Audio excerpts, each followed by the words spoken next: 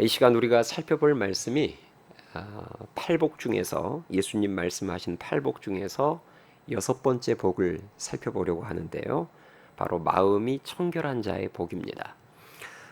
오늘 본문 8절 말씀을 우리 한 목소리로 같이 읽겠습니다. 8절 시작.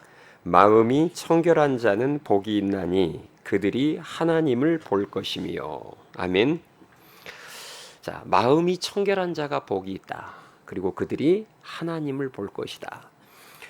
우리가 예수님의 이 위대한 말씀을 보다 더 잘 이해하기 위해서는 이 팔복 말씀의 구조와 그리고 예수님이 이 말씀을 하신 시대적인 배경을 좀 알 필요가 있습니다. 자, 먼저 이 팔복 말씀의 구조인데요. 팔복의 가장 중요한 첫 단추는 역시 첫 번째 복입니다. 이 첫 번째 복이라는 첫 단추가 잘 꿰어지지 않으면 뒤따르는 복들은 누릴 수가 없어요. 그래서 가장 중요한 첫 단추가 첫 번째로 나오는 심령이 가난한 자의 복이라면 전체 내용에 있어서 가장 큰 변화를 주는 분기점이 되는 복은 바로 네 번째로 나오는 의에 줄이고 목마른 자의 복입니다. 예수님이 말씀하신 이 팔복은 서로 다른 8개의 복을 단순하게 나열해 놓은 것이 아니라 어떤 연관성과 방향성을 갖고 열거되어 있는 복이라 그렇게 말할 수 있습니다. 완전 다른 8개의 복을 그냥 이렇게 나열해 놓은 게 아니라 이게 다 팔복이 각각이 다 연관성이 있다는 거예요. 그리고 어떤 방향성이 있다는 말입니다. 그런 방향성의 관점에서 보면 결국 마지막에 나오는 8번째 복이 종착지와 같은 그런 결론적인 복인 것이죠. 자, 한번 팔복 말씀을 볼까요? 화면을 여러분들이 참고로 한번 보세요. 자, 지금 8가지 복이 나와 있는데, 자, 마지막 8번째 마지막으로 나오는 복이 결론적인 복이다라고 이렇게 전제를 하면, 그럼 이제 이 마지막 결론을 빼면 앞에 몇 가지 복이 있어요? 7가지의 복이 있죠. 자, 이 7개의 복은 네 번째 복인 의에 줄이고 목마른 자의 복을 기준으로 해서 앞으로 3개의 복이 위치되어 있고 그 네 번째 복을 기준으로 뒤쪽으로 보면 또 3개의 복이 위치되어 있습니다. 자, 앞으로 나오는 3개의 복은 바로 이 네 번째 의에 줄이고 목마른 자의 복, 이 네 번째 복의 원인이 되는 복들이 앞에 나오는 3개의 복이고, 그리고 뒤에 나오는 5번부터 7번까지 이 뒤에 나오는 3개의 복은 네 번째 복의 결과가 된다. 그렇게 말씀을 드릴 수 있습니다. 이것을 조금 더 자세하게 설명하자면 이렇습니다. 우리가 진리의 말씀과 성령의 역사로 인해서 내 안에 하나님이 찾으시는 선과 의가 하나도 없고 내 안에 선한 것이 하나도 없고 정말 이 죄악으로 가득하다라는 사실을 깨닫게 되면, 그러면 가장 먼저 마음이 가난해지고요. 그것 때문에 애통하게 되고, 그리고 그것 때문에 겸손하고 온유해지게 됩니다. 그 결과로서 네 번째 복이 등장하는 거예요. 내 안에 없는 의를 갈망하며 추구하는, 즉 의에 줄이고 목마른 자가 되는 것입니다. 앞에 나오는 3개의 복의 결과로서 의에 줄이고 목마른 자가 되는 거예요. 자, 이렇게 의에 줄이고 목마른 자가 되면 어떤 복을 주신다고 하나님 말씀하셨죠? 배부르게 될 것이다. 자, 여기서 배부르게 된다는 말의 의미가 뭘까요? 줄이고 목말라 했던 그 의를 하나님께서 채워주신다는 말씀입니다. 그렇게 되면, 그죠? 그 의로 채워지면 우리의 마음은 죄로부터는 멀어지고 하나님 보시기에 선한 것들로 가득 채워지게 되는 것이죠. 이 배부름의 복이 임하면 뒤따르는 3가지 복이 열매로서 나타나는데, 그 첫 번째가 긍휼히 여기는 자가 된다는 거예요. 내가 의로 채움을 받으면, 그렇죠? 결과로서 긍휼히 여기는 자가 되고, 두 번째 마음이 청결한 자가 되고, 세 번째 사람들을 화평케 하는 피스메이커가 된다는 말입니다. 자, 그래서 화면 내려주시고요. 이 시간에는 마음이 청결한 자의 복에 대해서 살펴볼 텐데요. 이 말씀을 보다 잘 이해하기 위해서는 당시 시대적인 배경도 좀 알 필요가 있습니다. 이 시간에 잠깐 살펴보려고 하는데요. 오늘 본문에 나오는 이 청결이라는 단어, 이 청결이라는 단어는 헬라어 원어로 카타로스라는 단어를 씁니다. 이 의미는 정결함, 순수함, 이런 의미를 가지고 있는 단어인데요. 자, 구약 성경을 보면 정결법이 나오죠. 이스라엘 백성들은 부정한 것을 먹어서도 안 되고 부정한 것과 접촉을 해서도 안 되는데 이 부정한 것들이 여러 가지가 있는데 그 가장 대표적인 게 바로 시체입니다. 죽은 것들. 이스라엘 백성들은 그런 부정한 것들과 접촉을 했을 때 정결법을 통해서 그 부정함을 반드시 깨끗하게 해야 했는데요. 이 구약에 나오는 정결법이 이제 시대가 세월이 흘러서 예수님 시대로 접어들게 되면 바리새인들은 그 구약의 정결법을 일상으로 대폭 확대해서 적용을 했습니다. 그 내용이 마태복음 15장에 나오는데요. 자, 마태복음 15장 말씀으로 한번 넘어가겠습니다. 지금 5장이 펴져 있죠. 15장으로 넘어가겠습니다. 마태복음 15장 1절 2절을 보겠습니다. 우리 하늘씨앗교회 성도님들이 좀 알아두셔야 될 게, 제가 여러분 성경 구절을 이렇게 예배 시간에 종종 찾을 때 여기 화면으로 성경 구절을 여러분들에게 띄워주는 것은 일도 아닙니다. 그런데 일부러 여러분들에게 제가 찾게 하는 것은 예배 드릴 때 성경책을 꼭 가지고 다니세요. 요즘 들어서 점점 더 사람들이 그냥 편하게만 신앙생활 하려고 성경책을 안 가지고 예배의 자리에 나오신 분이 있는데 별로 좋은 모습이 아닙니다. 그래서 여러분 한번 찾아보세요. 마태복음 15장 1절 2절을 보겠습니다. 자, 1절 2절 우리 한번 같이 바리새인과 서기관들이 예수님께 한 말인데요. 15장 1절 2절을 같이 읽겠습니다. 내용을 살피면서 시작. 그때에 바리새인들과 서기관들이 예루살렘으로부터 예수께 나와 이르되 당신의 제자들이 어찌하여 장로들의 전통을 범하나이까? 떡 먹을 때에 손을 씻지 아니하나이다. 자, 무슨 내용인지 여러분 대충 아시겠죠? 지금 바리새인들이 예수님에게 누구를 고발하고 있어요? 예수님의 제자들을 고발하고 있는 거예요. 근데 왜 고발을 했느냐? 저들이 장로들의 전통을 따르지 않았다는 거예요. 성경 말씀을 따르지 않았다는 게 아니라 장로들의 전통을 따르지 않았다는 것입니다. 그런데 지금 이들이 태클을 걸고 있는 장로들의 전통은 뭐냐? 사람들이 만들어서 전통처럼 내려오는 정결법 중에 하나가 뭐냐면 손을 씻어야 돼요. 음식을 먹기 전에 반드시. 그런데 지금 예수님의 제자들이 떡을 먹기 전에 손을 안 씻고 떡을 먹는 모습을 목격하는 것입니다. 그래서 그 장로들의 유전이라는 이 전통이라는 기준 삼아서 제자들의 모습을 보면서 저들은 부정한 자다. 어떻게 떡을 먹기 전에 손을 씻지 않는가 하면서 정죄하고 있는 모습입니다. 우리는 이 한 장면만 봐도 그 시대가 종교적으로 어떤 시대였는지를 짐작해 볼 수 있습니다. 종교적인 형식을 생명처럼 여겼던 시대였어요. 그런데 그 형식은 인간이 만들어낸 본질을 잃은 형식이었습니다. 유대인들은 그 본질을 잃은 형식에 따라서 자신들의 육체만 깨끗하게 했지 정작 마음은 죄악으로 더러웠다는 거예요. 이게 문제입니다. 그 본질을 잃은 형식으로 오직 손과 발만, 육체만 깨끗하게 했지 정작 마음은 더러웠다는 거예요. 죄악으로. 그래서 예수님께서 15장 18절에서부터 이렇게 말씀을 하십니다. 18절 말씀을 보세요. 15장 18절. 자, 15장 18절부터 여러분 잘 보세요. 제가 읽을게요. 어떤 내용인지. 18절. 이제 예수님이 하신 말씀입니다. 입에서 나오는 것들은 마음에서 나오나니 이것이야말로 사람을 더럽게 하느니라.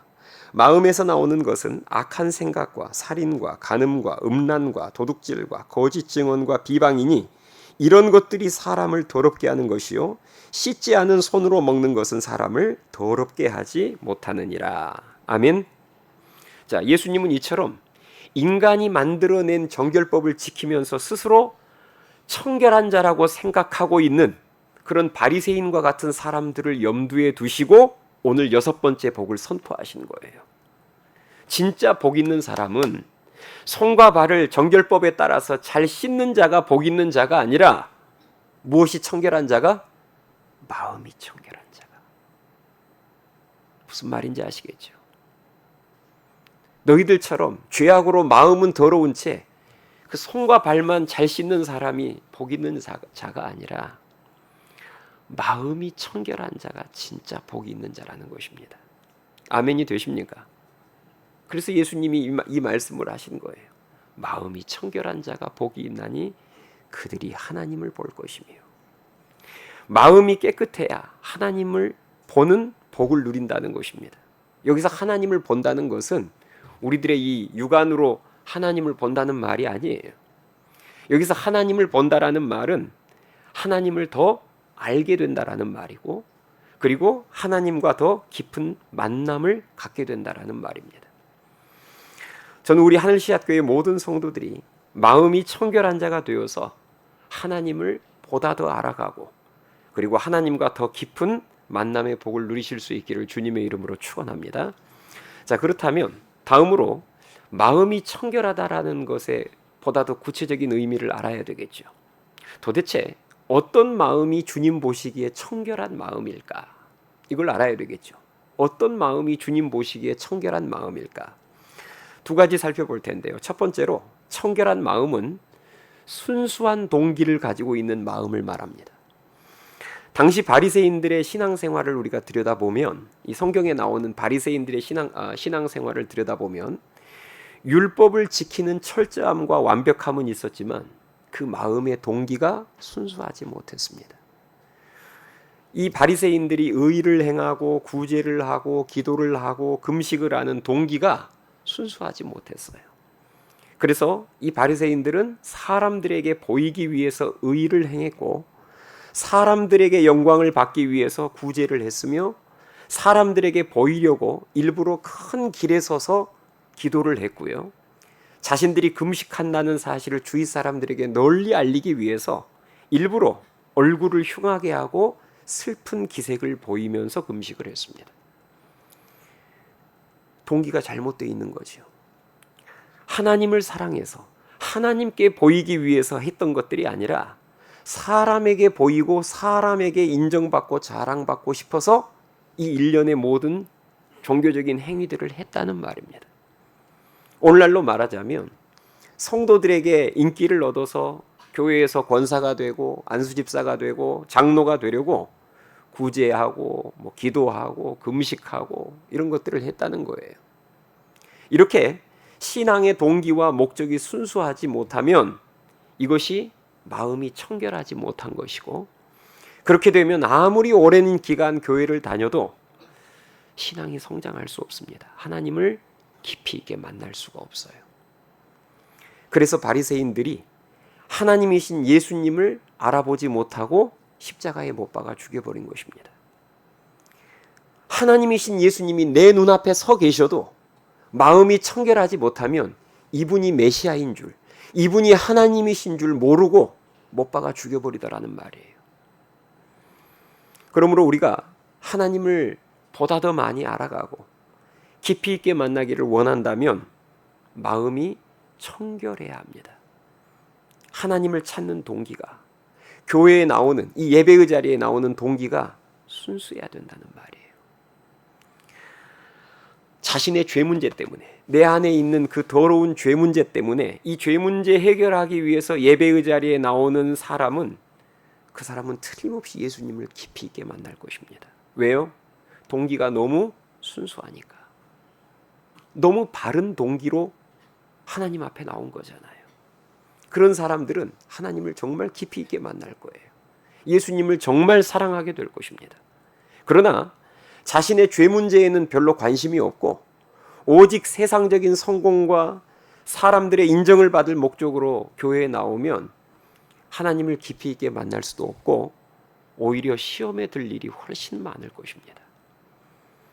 저는 우리 하늘시앗교회 성도들이, 우리 모든 성도들이 내 힘으로 해결할 수 없는 세상적인 문제 때문에 새벽 기도의 자리에 나와 기도로 하나님께 도우심을 구하는 것, 그죠? 내 힘으로 해결할 수 없는 세상의 문제들을 해결하기 위해서 그 문제를 가지고 나와서 예배의 자리에, 기도의 자리에 가지고 나와서 하나님 앞에 간절히 도움을 구하는 것, 저 좋게 생각합니다.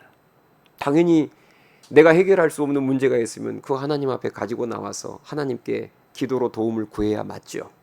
그러나 내가 기도의 자리, 예배의 자리에 나오는 동기가 오직 그 세상의 문제를 해결하기 위한 것이 하나님 앞에 나오는 단 유일한 동기라면 그것은 정말 안타깝게 생각합니다.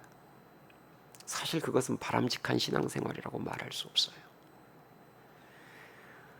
여러분이 하나님을 찾는 유일한 동기가 세상의 성공을 위해서, 세상적인 문제 해결만을 위해서 하나님을 찾는다면 여러분들의 신앙이 성장하는데 반드시 한계에 부딪힐 것입니다. 하나님을 깊이 있게 만날 수가 없어요. 하나님을 찾는 동기가 순수해야 합니다. 기도하는 동기가 순수할수록 하나님을 깊이 있게 만날 수 있어요. 물론 우리가 내 세상적인 문제와 필요 때문에도 하나님을 찾는 그것도 뭐 나쁜 건 아니에요. 당연히 그렇게도 해야 되지만 그게 전부가 되어서는 안 된다는 말입니다. 그것은 내가 하나님을 찾는 목적의 일부가 돼야지 전부가 되면 안 돼요. 그러면 우리가 하나님을 찾는 가장 중요한 이유가 무엇이어야 되겠습니까? 내 죄 문제 때문에. 내 죄 문제 때문에 하나님을 찾는 사람들은 항상 하나님을 찾게 돼 있어요. 그러나 세상의 문제 때문에 하나님을 찾는 사람들은 문제가 해결되면 더 이상 찾지 않습니다. 그런데 우리의 죄 문제는 평생 완전히 해결되지 않거든요. 그래서 죄 문제로 하나님을 찾는 사람들은 항상 하나님 앞에 나올 수밖에 없습니다. 내가 내 죄 문제 때문에 하나님을 찾고, 그리고 예수 그리스도 안에서 그 죄 문제를 해결해 주신 하나님께 너무 감사해서 하나님을 찾고, 그 하나님을 너무 사랑해서, 그리고 그 하나님을 더 알아가기 위해서 우리가 예배의 자리에 나오고 기도의 자리에 나온다면 그 사람은 틀림없이 하나님을 보게 될 것입니다. 더 깊이 있게 만나게 될 것이고 더 큰 하나님의 영광을 경험하게 될 줄 믿습니다. 바라기는 순수한 동기, 즉 청결한 마음으로 하나님을 간절히 찾아서 하나님을 보다 깊이 있게 만나게 되고 하나님을 보다 알아가는 2024년 하반기가 될 수 있기를 주님의 이름으로 축원합니다. 자, 성경에서 말하는 청결한 마음이 첫 번째로 순수한 동기를 가진 마음이라면, 바리새인들에게는 이 순수한 동기가 없었다고 했죠. 그래서 청결하지 못한 마음이었어요. 그래서 예수님을, 하나님이신 예수님을 앞에 두고도 하나님을 보지를 못했습니다. 자, 그렇다면 성경에서 말하는 청결한 마음은 또 어떤 마음을 청결한 마음이라고 할까? 나뉘어지지 않는 마음을 청결한 마음이라고 합니다. 나뉘어지지 않는 마음, 한자로 일심이라고 해요. 네, 다른 표현으로 전심이라고 말하기도 합니다. 내가 나뉘어지지 않는 마음으로 전심으로 하나님을 바라보며 사랑하고 섬기는 마음, 그걸 청결한 마음이라고 합니다. 야고보서 4장 8절에 보면 이 의미가 잘 설명되어 있는데요. 제가 읽어드릴게요. 하나님을 가까이 하라. 그리하면 너희를 가까이 하시리라. 죄인들아 손을 깨끗이 하라. 두 마음을 품은 자들아 마음을 성결하게 하라. 자, 성결의 다른 개념을 뭐라고 표현하죠? 두 마음을 품은 자들아, 이렇게 말합니다. 마음이 나뉘어 있는 것, 두 마음을 품은 것을 성경은 정결하지 못하다, 성결하지 못하다, 청결하지 못하다 이렇게 말하고 있는 거예요. 이렇듯 성경은 성결에 반대되는 죄의 개념을 두 마음이라고 정의하고 있습니다. 마음이 나뉘어져서 양다리 걸치고 있는 것을 말합니다. 우리가 이성관계를 생각하면 이 개념을 훨씬 빨리 쉽게 이해할 수 있습니다. 한 남자의 마음이 한 여자에게로만 향해 있어야 그것이 정결한 마음이에요. 맞죠? 한 남자의 마음이 한 여자에게로만 향해 있어야 그게 정결한 마음입니다. 그런데 만약에 한 남자의 마음이 두 여자, 세 여자, 네 여자에게로 향해 있으면 우리는 그것을 부정하다고 말합니다. 결혼한 유부남이 두 여자, 세 여자에게 마음이 나뉘어 있으면, 시선과 마음이 나뉘어 있으면 그것이 불륜인 거예요. 구약에 나오는 우상숭배의 개념이 전부 이 개념입니다. 이스라엘 백성들이 오직 여호와 하나님 한 분만 섬긴 것이 아니라 다른 신들을 같이 섬긴 거예요. 이게 우상숭배입니다. 여호와 하나님만 섬겨야 되는데 여호와 하나님도 섬기고 바알도 섬기고 아세라도 섬기고 몰렉도 섬기고 양다리 걸치고 세다리 걸치는 거. 늘 이스라엘 백성들의 마음은 나뉘어져 있었습니다. 열왕기상 말씀을 보면 엘리야 선지자가 갈멜산에서 거짓 선지자들과 그 유명한 850대 1의 전쟁, 영적 전쟁을 벌이죠. 그때 엘리야 선지자가 구경하기 위해서 주위에 몰려든 그 수많은 이스라엘 백성들을 향해서 이런 말을 합니다. 너희가 어느 때까지 둘 사이에서 머뭇하려느냐, 이런 말을 해요. 너희가 어느 때까지 둘 사이에서 머뭇하려느냐. 여기서 이 머뭇이라는 표현은 히브리어 원문 성경을 보면 술에 취해서 비틀거리다라는 말로써 이리 갔다 저리 갔다 하는 모습을 말합니다. 술 취한 사람 여러분 보셨죠? 절대 반드시 못 걷습니다. 이리 갔다 저리 갔다. 네. 그러니까 지금 엘리야 선지자가 그것을 지적하고 정확하게 지적하고 있는 거예요. 너희들이 상황에 따라서 바알 신에게로 붙었다가 여호와 하나님에게로 붙었다가 너희들이 지금 그러고 있지 않느냐? 양다리 걸치고 있지 않느냐? 언제까지 그렇게 양다리 걸치고 나뉜 마음으로 부정한 모습으로 하나님을 섬겨야 되겠니? 그런 말씀입니다. 이게 우상숭배의 본질이고 성경이 말하는 청결하지 못한 마음입니다. 마귀가 하는 주된 일이 바로 이것이에요. 우리의 마음이 전심으로 하나님께 향하지 못하도록 우리의 마음을 마귀는 자꾸 나누어 놓습니다. 세상의 것들로 인해서 우리들의 마음을, 우리들의 시선을 자꾸 분산시키는 거예요. 그게 마귀가 하는 대표적인 일입니다. 우리들의 마음과 시선이 돈으로 향하도록, 세상의 쾌락으로 향하도록, 자녀들의 성공으로 향하도록, 그리고 온갖 염려와 근심을 통해서 우리들의 마음이 온전히 하나님께 향하지 못하도록 마귀는 끊임없이 공격하고 방해합니다. 제가 수련회를 가면요, 저하고 같이 여름 수련회 가신 성도님들은 잘 아실 거예요. 제가 수련회 가면 개척 첫 해부터 수련회를 가면 핸드폰을 다 걷었습니다. 제가 핸드폰을 걷는 이유를 여러분 아시겠어요? 핸드폰을 가지고 세상과 계속해서 접속하면 마음은 수련회를 가도 마음은 나뉘게 되어 있습니다. 어쩔 수 없어요. 계속해서 틈만 나면 핸드폰 들여다보면 거기에서 계속 세상적인 정보를 접하고 사람들하고 연락하고 하다 보면 우리 마음은 나뉠 수밖에 없습니다. 전심으로 하나님께 집중할 수가 없어요. 사실 전심으로 한번 우리가 하나님께 집중해 보자고 수련회를 가는데, 그런데 거기에서 계속 핸드폰 가지고 만지작 하고 있으면 집중할 수가 없는 거예요. 그래서 제가 개척 첫 해부터 핸드폰 반납하지 않을 거면 그냥 수련회 신청하지 마십시오. 제가 그랬습니다.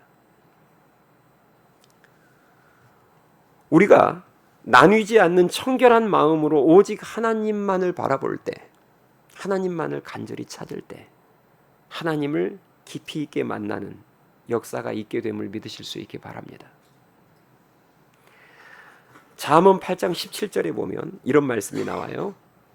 나를 사랑하는 자들이 나의 사랑을 입으며 나를 간절히 찾는 자가 나를 만날 것이니라. 아멘. 나를 뭐하는 자들이 내 사랑을 입는다고요? 나를 사랑하는 자들이. 이게 여러분 순수한 동기예요. 맞죠? 하나님이 주실 복을 사랑하는 게 아니라 하나님을 사랑하는 자들이 나의 사랑을 입으며 순수한 동기로 하나님을 찾는 자가.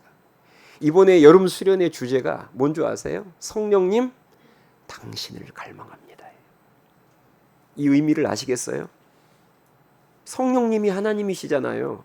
하나님, 저는 하나님이 주실 복을 갈망하는 게 아니라 그 복을 주실 하나님 당신을 갈망합니다. 그 말입니다. 이게 순수한 동기죠.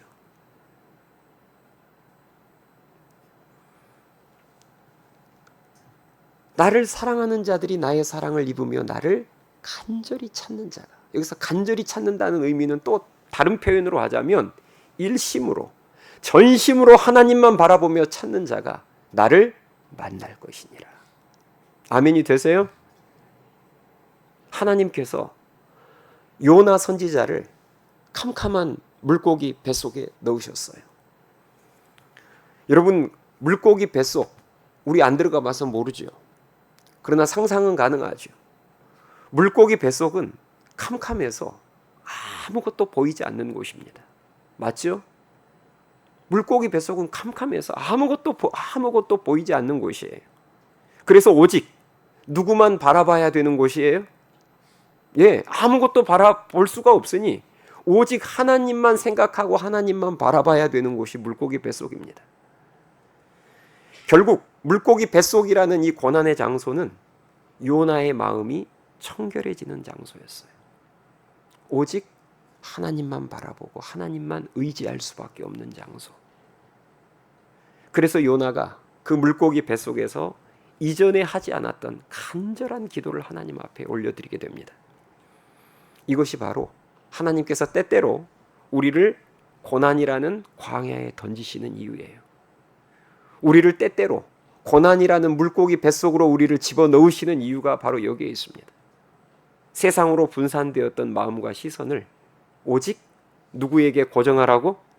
하나님께 고정하고 집중하라고. 마음이 청결해지라 그 말입니다. 제가 우리나라 시조를 많이 알지 못합니다. 중고등학교 때 교과서에서 배웠던 그 시조들이 제가 알고 있는 전부예요. 그런데 제가 중고등학교 때 교과서를 통해서 배웠던 시조들 중에서 가장 인상 깊었고 제가 좋아했던 시조가 정몽주의 단심가입니다. 조선의 태종 이방원이 고려 왕조의 충신이었던 이 정몽주의 마음을 떠보려고 술자리에 초대해서 이방원이 하여가를 먼저 읊습니다.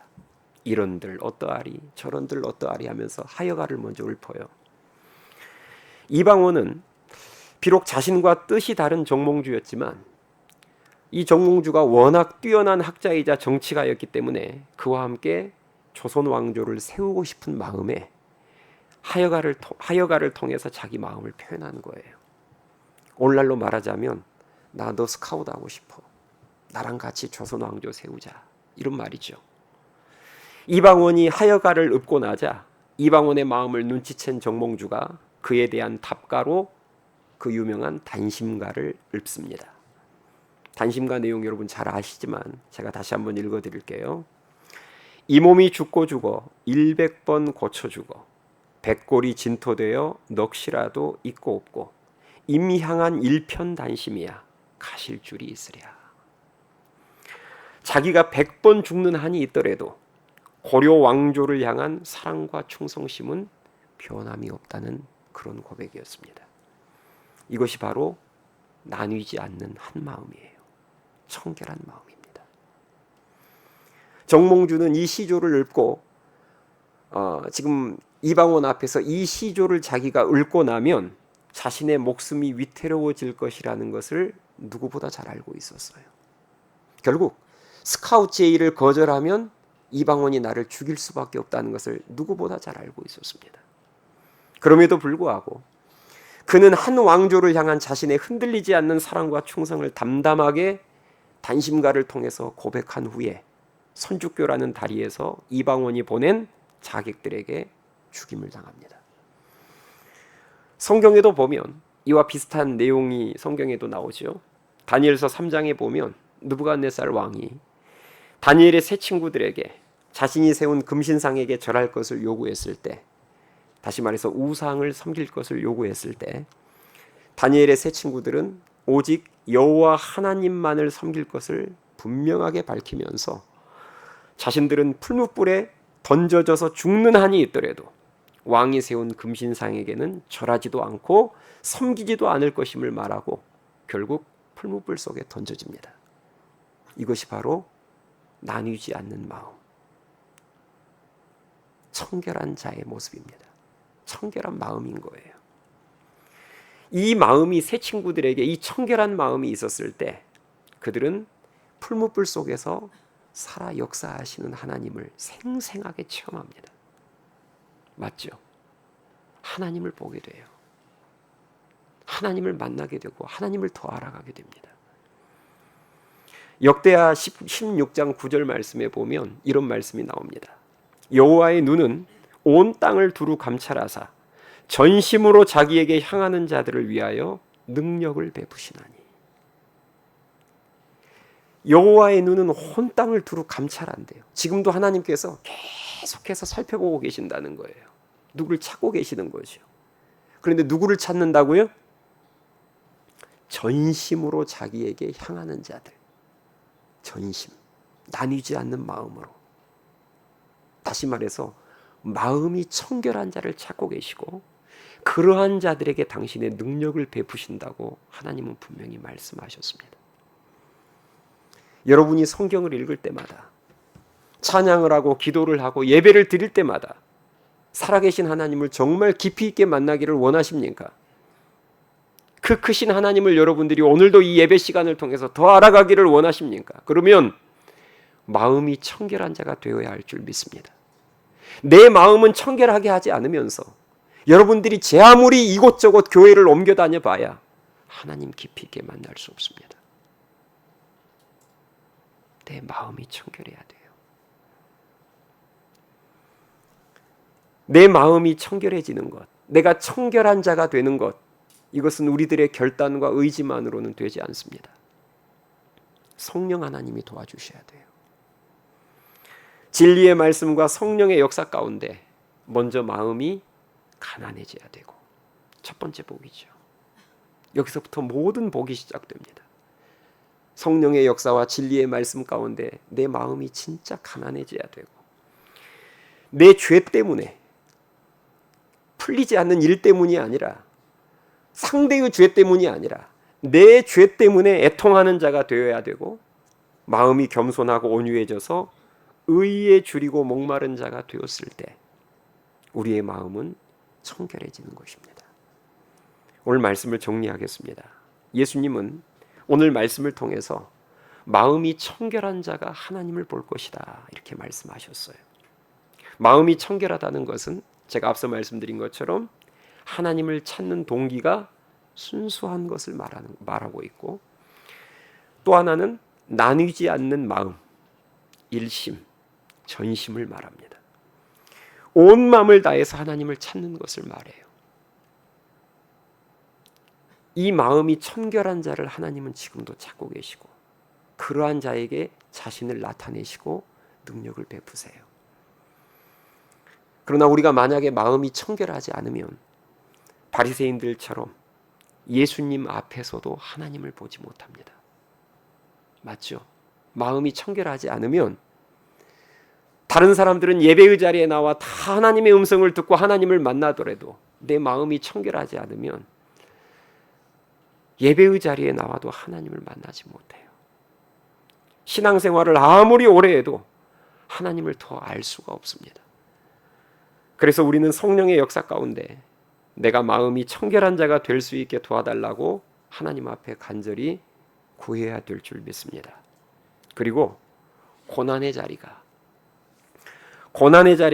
내 마음을 청결하게 만드는 자리임을 저와 여러분들이 깨달아 알아서 모든 고난 앞에서 고난만 빨리 없애달라고 하나님 앞에 구할 것이 아니라, 하나님, 이 내 인생의 광야 가운데, 내 인생의 물고기 뱃속 가운데 내 마음이 청결해질 수 있게 도와달라고 구해야 될 줄 믿습니다. 그리고 수련회와 같이 세상과 단절하고 오직 하나님께만 집중할 수 있는 은혜의 자리가 있다면 여러분 놓치지 마세요. 우리들이 그런 자리를 통해서 다시 한번 분산되었던 우리들의 시선과 마음을 하나님께 집중하고 나아갈 때 하나님을 뜨겁게 만나고 경험할 수 있는 것입니다. 바라기는 예수님께서 말씀하신 마음이 청결한 자가 되어서 그 크신 하나님을 보다 더 알아가고 그 하나님과 더 깊은 만남의 축복을 누리는 우리 모두가 될 수 있기를 주님의 이름으로 축원합니다. 찬양하시겠습니다.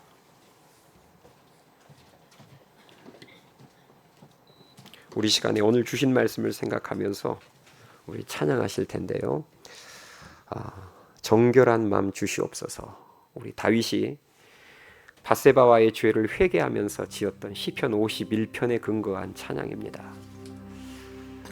하나님 저에게 청결한 마음을 주십시오. 이런 마음으로 우리 다 같이 찬양합시다.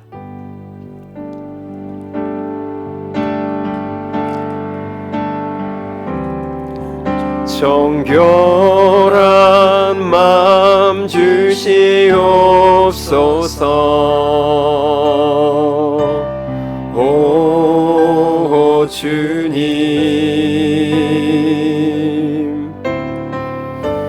정직한 영을 새롭게 하소서. 정결한 마음 주시옵소서. 정결한 마음 주시옵소서. 오 주님,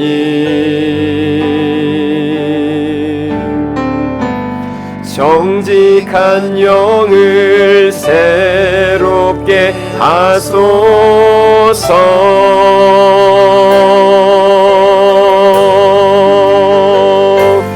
나를 주님 앞에서 멀리 하지 마시고 주의 성령을 거두지 마옵소서.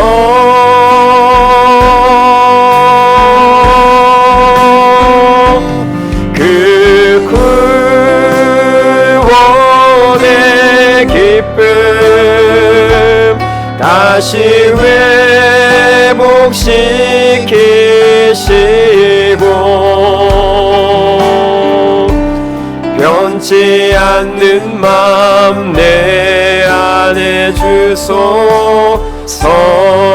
우리 처음부터 다시 고백합니다. 정결한 맘 주시옵소서. 정결한 마음 주시옵소서. 오 주님, 정직한 영을 새롭게 하소서. 정직한 영을 새롭게 하소서. 우리 기도하는 마음으로 고백합니다. 정결한 마음 주시옵소서. 정결한 마음 주시옵소서. 오 주님, 정직한 영을 새롭게 하소서. 나를 주님 앞에서 멀리 하지 마시고 나를 주님 앞에서 멀리 하지 마시고 주의 성령을 거두지 마옵소서.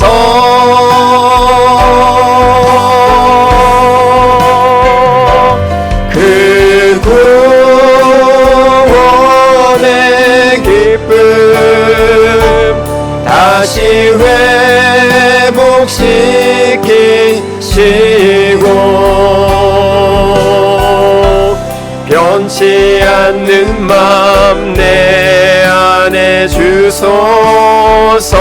나를 주님 앞에서 멀리하지 마시고, 나를 주님 앞에서 멀리하지 마시고 주의 성령을 거두지 마옵소서. 성령을 거두지 마옵소서.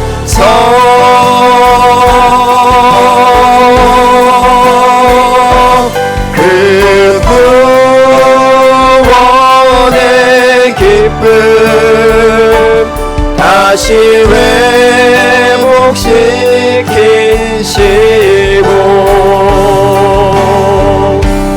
변치 않는 마음 내 안에 주소서. 우리 여러분 이 시간 기도합시다.